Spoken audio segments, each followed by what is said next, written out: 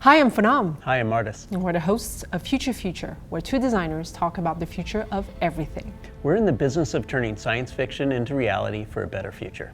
And today, we're going to talk about the right questions.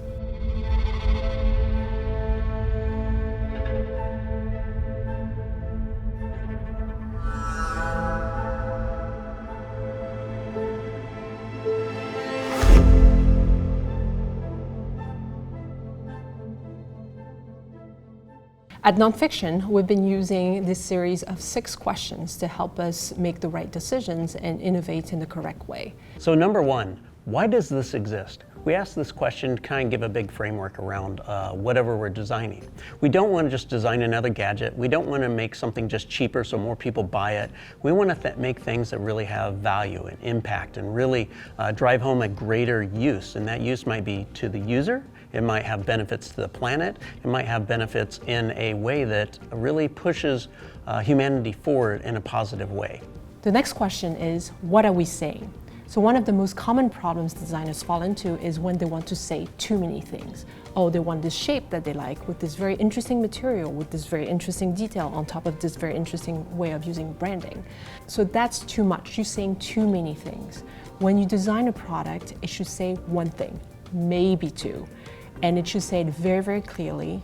Someone who's not trained as a designer should understand what you are saying, what kind of feeling should emanate from the product. So number 3, where does your design live? And we like to think about, I live and design in the United States, so oftentimes my clients are in the United States and my users. But that doesn't mean I always design for the United States. I have to consider different locations, different countries, and even different cultures. How a culture interacts with a design and the experiences that they get from a design is really, really different no matter where you're at. And this is sort of that macro scope of looking at where your product lives. And from a micro perspective, you have to get into people's homes, into their rooms, and how a product interacts with them, and really see how the product reacts or influences the feel of a room. If you go into a room in sub-Saharan Africa and there's a lot of colors and there's a lot of patterns, a lot of plants around, you don't want something that's very clean and kind of boring. You want something that supplements it.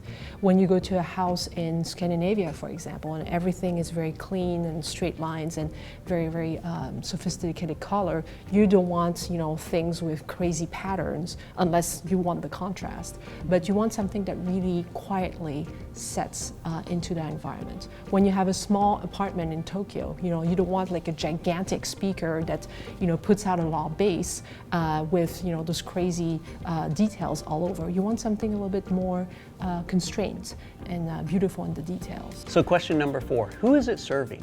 When we design products, we often design through an empathetic lens. We're looking at the end user and we're looking at about how they interact with things. But it's so much more than that. The stakeholder map really reaches out to the manufacturer, it reaches out to the brand, it reaches out even to the people that indirectly interact with this product. So who is it serving looks so much farther than just the end user, and this is really important. For instance, think about the planet. The planet is actually a stakeholder. When we design a product, we want it to live in the market, we want it to bring good things to people, and we do not want it to end up in a landfill for, ever really, but at some point when it does it have a upcycling component? Does it have a positive net impact when you do have to give it to its end of life scenario? Question number 5 is, how do we make it a reality? And that's something that's very important to nonfiction, because we always try to take our crazy ideas and turn them into reality, right? It's part of our motto. Now, you have to understand the constraints that come with taking an idea and turning it into a reality. You can't just go into a room and say, oh, I have a fantastic idea, let's make it happen. You have to sit down, you have to negotiate with technical people, with industry leaders, with the market and the right time to launch, to make sure that what you're putting out there actually makes sense. So one of the preconceived ideas that people have about creatives is if you give them too many constraints, that tempers with their creativity and their ability to come up with great ideas. Well, with experience, actually the opposite is happening. If you don't give people enough constraints, nothing's going to get done. You're going to have a lot of very big ideas that are not thought down to the last detail. And question number 6, when will it make a significant impact? So we're designers and futurists. We think of the future all the time. We're thinking really far out, 10 years, 20 years. And then what we do is we can't design 20 years out unless you're designing like say a habitat on Mars, right? You really do have to think that far out. But oftentimes we have to think real far out where the trajectory of the product is going and then work backwards to what we've got available nowadays. So for instance, if we're doing say telemedicine, we can do our temperature. Now you're putting this data into the cloud and the temperature is going to your doctor automatically so they can monitor your vitals.